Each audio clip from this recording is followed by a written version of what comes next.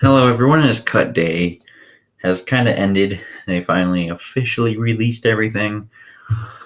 Part of that was a one Kyle Sloter, and to a lot of people, they probably consider this heresy at this point, as I just keep seeing some online things, but they did cut him.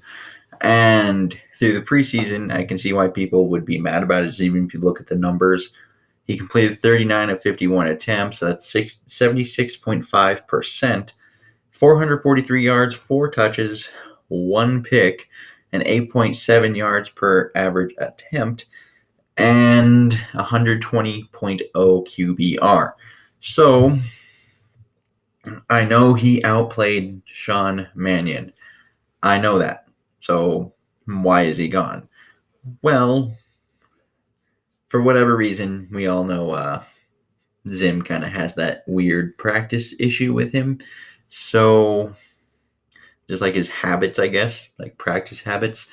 And he felt he couldn't really trust him. And that seems kind of odd, but in some ways, cutting him does make sense. And before we dislike the video for that comment, I would like you to hear me out here, which is just given how much apparently Zim hates the guy. Uh, how many opportunities do you think he'd really get as the third string quarterback? Because honestly, for him to even come into the game at that point, you need to be in an emergency situation because we already know he doesn't trust him enough to be the main backup quarterback. So not Kirk has to get hurt, then Sean Mannion has to get hurt, or just play so poorly that you put in Kyle Sloter. One of those has to happen. And based on everything we've seen prior to the cutting of Kyle Sloter, I think it's not even too far-fetched to think that he'd be more willing to let Dalvin Cook run out there and just run the Wildcat in such a scenario, just not even let Kyle Sloter lead that offense, which I really don't think it's that far-fetched to think that. And so what does that mean?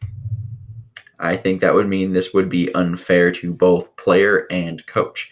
Well, obviously the player, because clearly he would never get to play, and that he's no longer a player, but just a bench warmer. That's what he would have been. And this would be a player that the coach obviously did not want. So at that point, all you would be doing is wasting a roster spot to me. Where if you can't come to a dynamic as a player and a coach of actually meshing, you're probably gone, whether that's the player's fault or the coach's fault. This is probably more so on the coach, I would think, just because at least when he does get in, he does perform well for the most part. Obviously, he did throw that one pick on Thursday, but that was it was a pretty bad pick, but still one throw. Like, it's a little but he doesn't think he had the mental makeup to really be a quarterback in the NFL right now. And I think that was part of the problem where he just didn't trust him. Had he have to come in, he wouldn't have, the ability to win the game, I think, in Zimmer's mind, which is part of the issue here. So I really think you would just be wasting a pretty valuable roster spot at this point if you actually kept him on the roster, just because he's never going to play. He was never going to play in Minnesota. I think as long as we had Zimmer, he was never going to play. He wanted a veteran quarterback that knew what he was doing, so they went and got Sean Mannion when they couldn't re-sign Trevor Siemian, because I do remember them saying, or reports of people, Twitter world, people with sources and things of that nature, saying that they were interested in re-signing Trevor Siemian, but he went and bolted for the Jets. So now they reverted and went to Sean Mannion.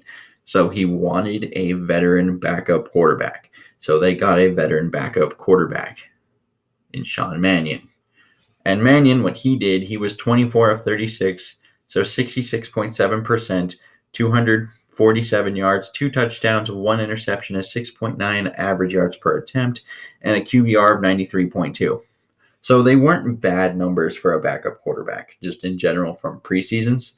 Those aren't bad numbers. They aren't the numbers that Slaughter put up, but they certainly weren't bad numbers.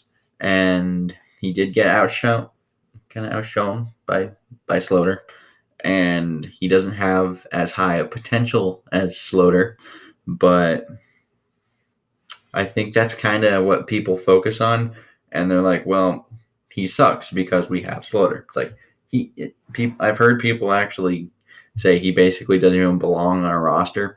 I wouldn't say that, just because I do think he's better than Brian Hoyer, and Brian Hoyer, who got cut today, is immediately going to find another job in the NFL.